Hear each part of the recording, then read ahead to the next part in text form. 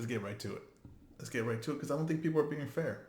Now, I'm not saying everybody's not being fair, but I don't think people are being fair. I really don't. I don't think people are being fair when it comes to Ryan Garcia.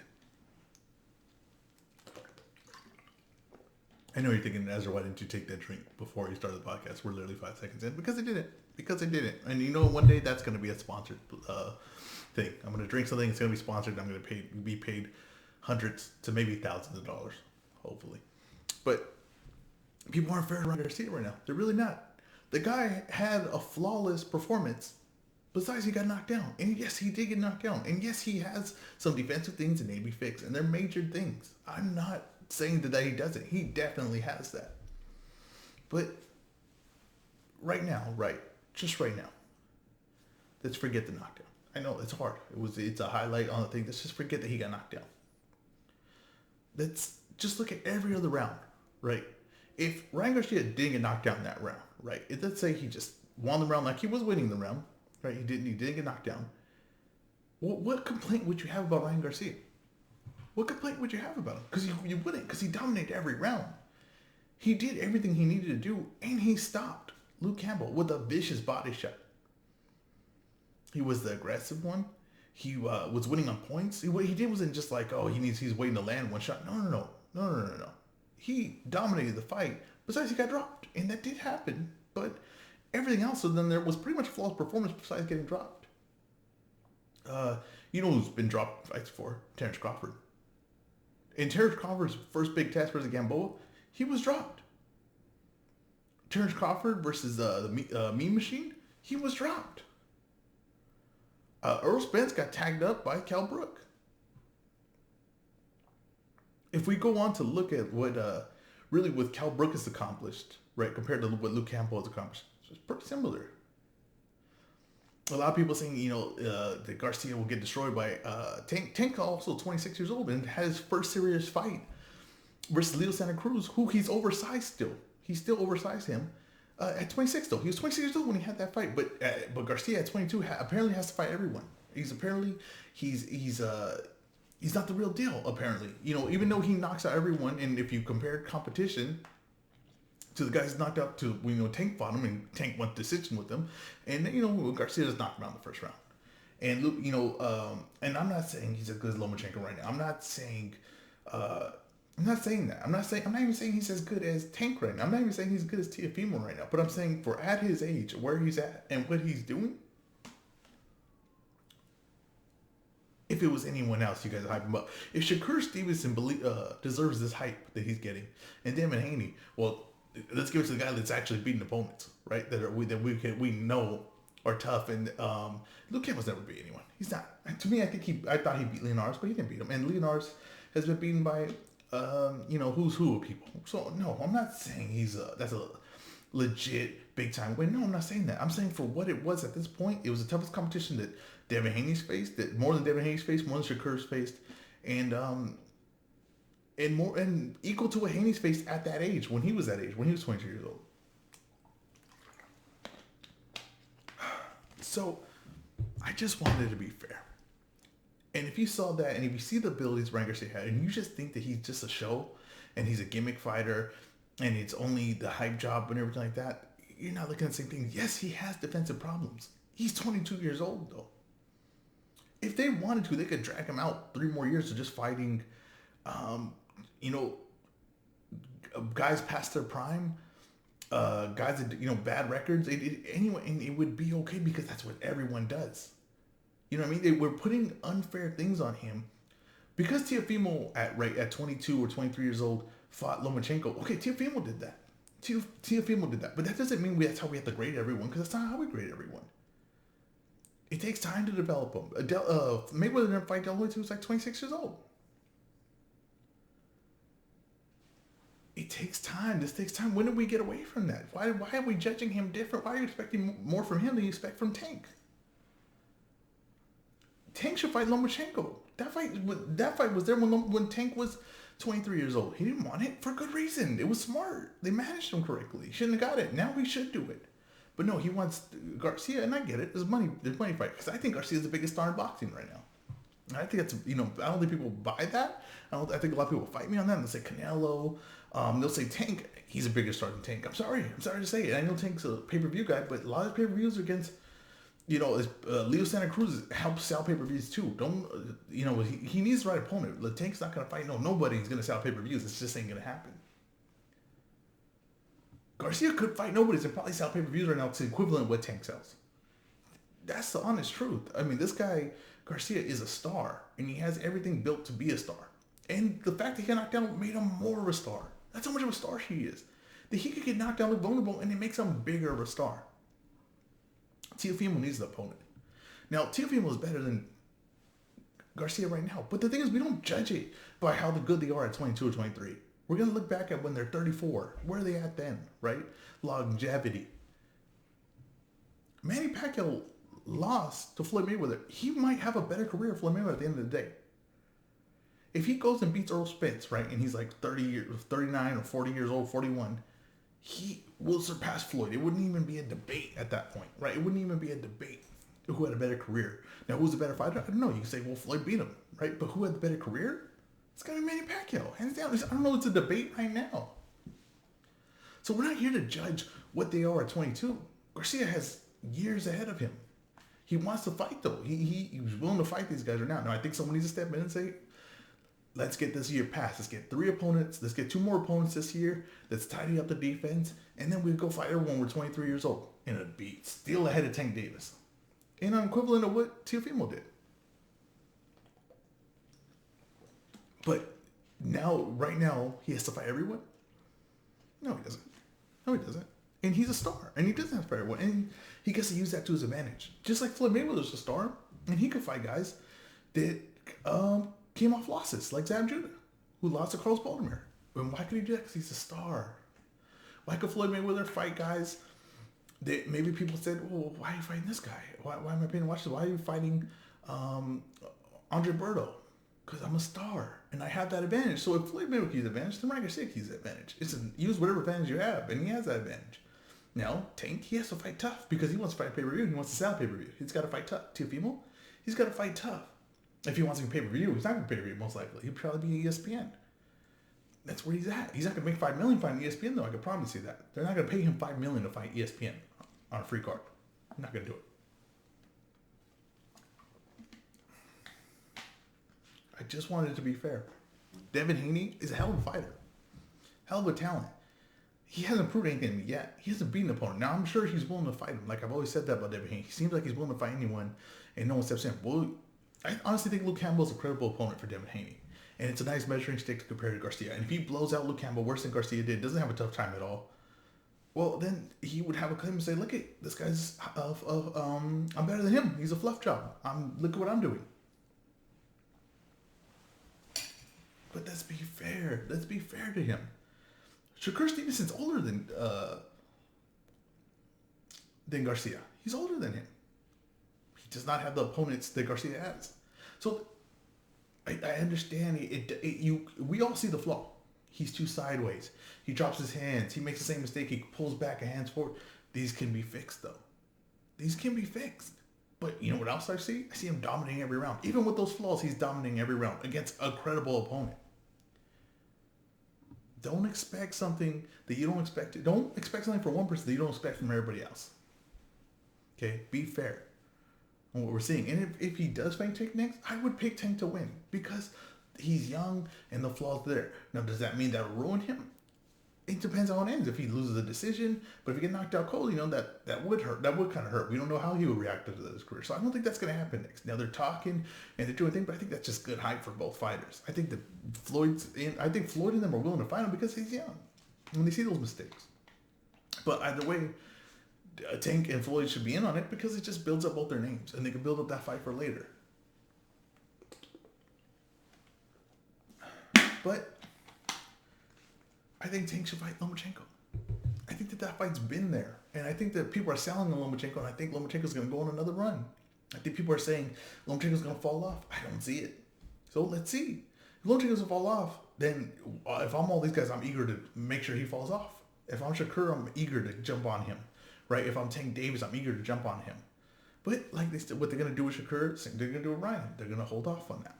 They're not going to force Shakur into tough fights right now. No way. Shakur had 1 million views on an ESPN card. He fought a guy that was nowhere near his level. And if he had 1 million views on that, they're not going to be like, oh yeah, let's throw him in now. They're saying, no, this guy's potential. We could already sell 1 million views with him fighting nobodies. Let's keep that going.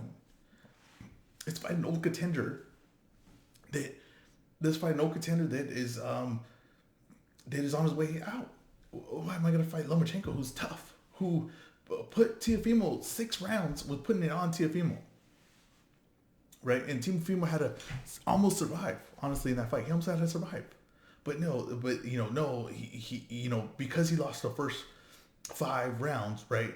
Because he lost the first 5 rounds, or maybe 6, he's done. He's washed. He's never as good as he. Well, if Teofimo's as good as you guys say he is, he had to survive against that guy, and that guy's undersized to Teofimo. So wash, and he's no good all of a sudden, right? Lomachenko's suddenly no good. Well, then fight him. If Teofimo is so much better than him, it was easy. Fight him again, rematch him. Loma's up for it. Tank, fight Loma. He's up for it. The Top Rank would throw Loma to Tank any day of the week. They don't want to waste another fighters with Loma's talent, because they don't think Loma's gonna sell. They have their money in Teofimo now. They have their money in Shakur. They have their money in Boucher. They don't want Loma to smoke their fighters anymore. They got their money, what they felt like they could get out of him. They would throw him to Tank, because if he beats Tank, well, then he can go fight Teofimo again. And if he loses, it's okay. They have Teofimo. They have Belcher. They have Shakur. They don't need him anymore. That's the only fight that really logically makes sense for Tank. If he's not going to get Teofimo, if he's not going to get Garcia, if you're going to do pay-per-view, it's got to be Loma. That's the only one that sells. But boxing is in a good spot, because lightweights, right, and not really, lightweights it's been always a competitive division, but it's never been like this. I mean, you got 4 stars, and I would say 5. You have 6 stars. So they want to focus on Garcia, Teofimo, Tank. I get that. It's the future. And Haney. He's a weight below, but he can go up, and he will go up. He's young right now. He's going to go up to that weight. Teofimo's probably going to leave that weight. So that's the narrative they're putting right there. But you also got Lomachenko, who's still there. The demise of Lomachenko is greatly, greatly exaggerated. He's still there. And he's still a problem. And he could go down to 130. Shakur could come up. You got stars at these lower weight divisions. The big stars. The boxing has, mega stars at that weight division. These guys are going to be pay-per-view. And they can fight. And they can round robin each other. And they can all fight each other. And it's going to be good. We might be a year, 2 years away from Garcia taking some serious fights, and Devin Haney taking some serious fights, and Shakur Stevenson taking some serious fights. But it's going to be fun watching these guys getting close to each other and measuring stick competition with fighters they fight. If Haney fought Campbell, I think that's the right move right now. Haney needs to fight Campbell or Linares. He needs to get that fight in. Linares has a name. He's fought credible opponents. It's a good measuring stick. With Ryan Garcia fighting Campbell was literally perfect. I gave the fight going into the pre-score of the card a 4, right? At the end of it, the post-fight score was a 5. Out of 1 out of 5, it was a 5. It was a great fight. First of all, it was competitive, even though I thought Garcia was winning, but he got dropped, so it made it competitive fight. Great ending, great storyline, very good card. The Alvarado brothers, one lost on getting knocked down in the last round to Roger Gutierrez, and great fight. The other Alvarado brother in the lower weights, he beat Krill. And he just put it on him. He put some pressure on like I've never seen before. Krill does not have really anything in his back pocket enough to hold him off. He would land good shots, but the pressure was too much. It broke him. I think the Krill got that fight too soon. But now you have Alvarado, who's a star in lower weights. His brother's probably, on his way out of being like a legit contender for titles when he lost to Roger Gutierrez. But damn good card. I gave the card a 5. It had the storyline, competitive card, entertaining. It had everything. But what I see, the Garcia brothers are going to be judged. And I'm saying the little brother too, because the little brother, what do you do? I don't want to, he shouldn't do, he's not meant for boxing. I don't know, he did what everyone does when they're starting their career and when they have 5 fights.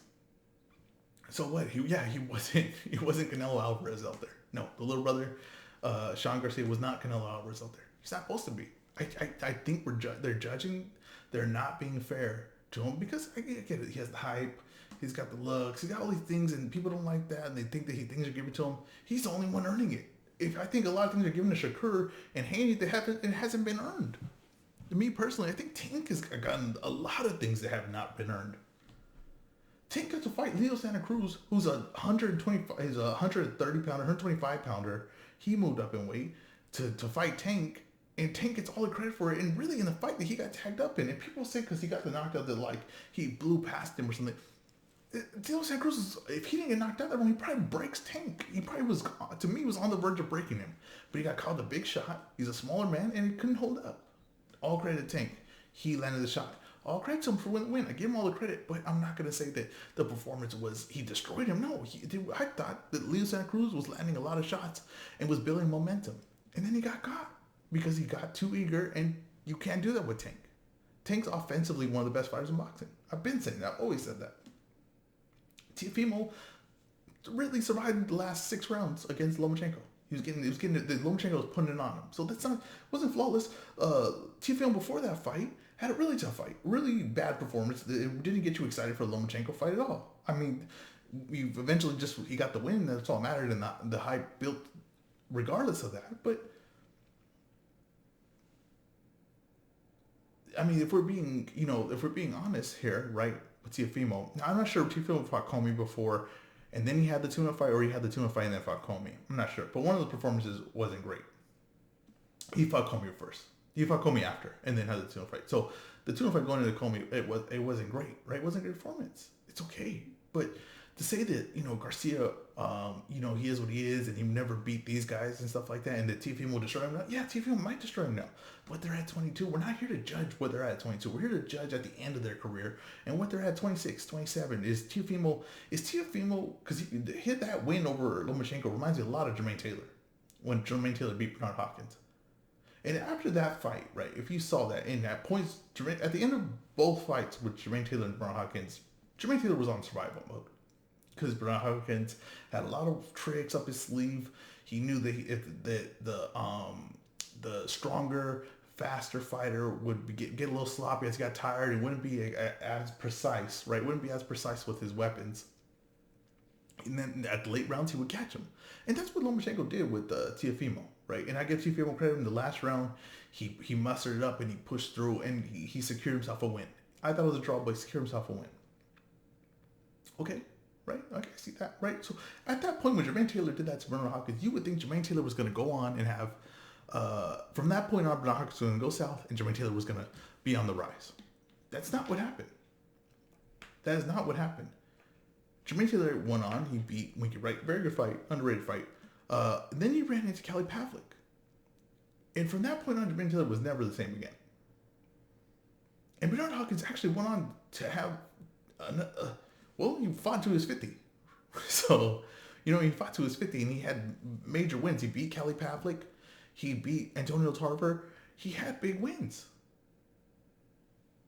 So, I'm not here to say that the one win Teofimo and it secures him that he's a Hall of Famer. I need consistency over years. So right now, Teofimo is better than Ryan Garcia. But when do these super fights ever happen? Usually happen when both guys are 22 and 23 years old. That's not common in boxing. It really isn't. So let's see where they're at. Also, Teofimo is probably going to move up in weight. So they're probably not even going to be in the same weight really soon. I think Teofimo has about one more fight at this weight. Then he can make this weight. He's got to go to 140. And that's tough. And that's if his power doesn't carry over, right? And he's speed, but he doesn't have the exact same pop. Is he as effective? We're going to find out. I think he's a very good fighter. I don't know how great he is. We're going to find that out. But I'm not here to give him that he's a legend right now. He has a great win over Lomachenko, right? A great win. But Jermaine Taylor had a great win over Bernard Hopkins. He had 2 of them. The legendary career didn't really continue after that point. So we will see.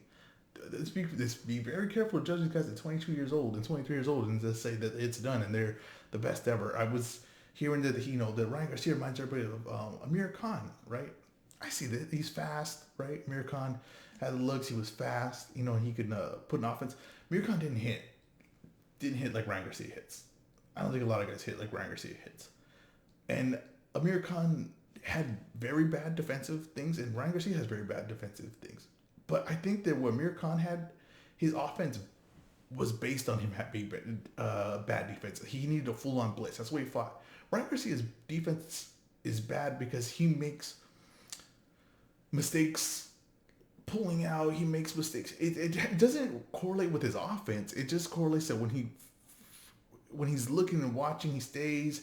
He is flat-footed, but that's okay because he's so fast, right? That's so with his game right now. Now I don't know if it ages well. We'll see, but right now with this game, how fast he is, he's flat-footed. That's because if you jump in on him, he's gonna catch you. He's more of a counter person than Amir Khan was. Amir Khan was more, I'm gonna jump forward, and Ryan Garcia comes forward, but he's kind of like putting pressure on you. He hits you, but he's waiting for you to come back, so he wants to catch you in between that. The defensive mistakes of him, he sees you when you jump in, he pushes his hands back, which is a common like amateur mistake. It's Ryan Garcia's still learning on the job. He's 22 years old. Like, he's still learning. He's still improving his game. With Steph Curry, Steph Curry at 22 years old, was he supposed to be better than LeBron when he was 22? And then be like, well, he would never play. He's not better than LeBron right now, so he's done. You know what I mean? No, that's not the way this works. I think Ryan Garcia has a few interesting matches to make, right? I think he has Leonaris is still there.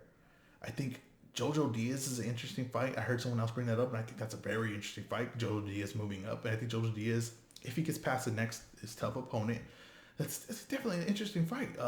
If Devin Farmer wants to move up, there's going to be fights like that are going to be interesting for him. But he does not need elite competition right now. He just doesn't. It's just not this year. Next year, I think he can start looking at it if he starts. The Reynosos start looking at him and saying he's securing his defense, he's blocking, he's not putting his hands out. These are fixable things, though. A lot of guys do this. You know what I mean? It's a very fixable thing. A lot of fighters do this when they're younger. Ryan Garcia was trained by his dad, and his dad maybe didn't have the most knowledge, so they based a lot of his things on his speed and power, natural ability. Now we need to tidy all that up. He has natural ability, now tidy all that up. I'm seeing improvements in his game. He's controlling fights now. But there's a key flaw, and we saw that. Even with that key flaw, though, he beat a legit opponent and dominated most rounds besides the round he got dropped in. No fights this weekend. We got UFC's coming up. I'm already scouting Max Holloway, Qatar. I think that's a great fight. And I think going into it, I thought Qatar was the better boxer. I'm not too sure after watching it. I'm not sure Max Holloway's not the better boxer. He's for sure the better striker. I'm not sure he's not the better boxer in the fight. So that should tell you which way I'm leaning with it. I'm gonna do a little more scouting. We'll get to that. But this week, it's Ryan Garcia week. We got to debate: is he for real or not? I think he's for real. I think the talent, to have all this talent, and everything, to say no, it's not. I just think that's foolish. I think that he puts pressure on people. He's gonna win rounds. And that's another thing too. It's gonna be hard to win rounds with him because he explodes with his shots. Everything he does, his shots are like explosive. Even if he's hitting in the arms, it feels like the guy's like, oh man, like it's like pushing him around. That's going to win a lot of rounds for him. And it's going to be hard to, especially in boxing today, right? It's going to be hard to outbox him and win the fight if you're moving backwards the whole time. I think the Devin Haney and him is the Shane Mosley De La Hoya combination that when they fight, it's going to be a built-up fight. But I think that Devin Haney wants it now because he's trying to build his name. But I think the fight's too soon. It's not aged yet. It needs to get that right point when they're around 23, 24 years old where they fight each other and it can make a lot of money. It's going to make them more money. Right now, Devin Haney needs to take a chance with Leonaris, fight Luke Campbell. I don't think that's a bad fight. I think Luke Campbell earned another paycheck. And I think that we need I don't understand. If you thought it was a good fight, why would you not want to see Luke Campbell fight again? From that fight, I want to see Luke Campbell fight again. Okay, guys, this has been The Wayne.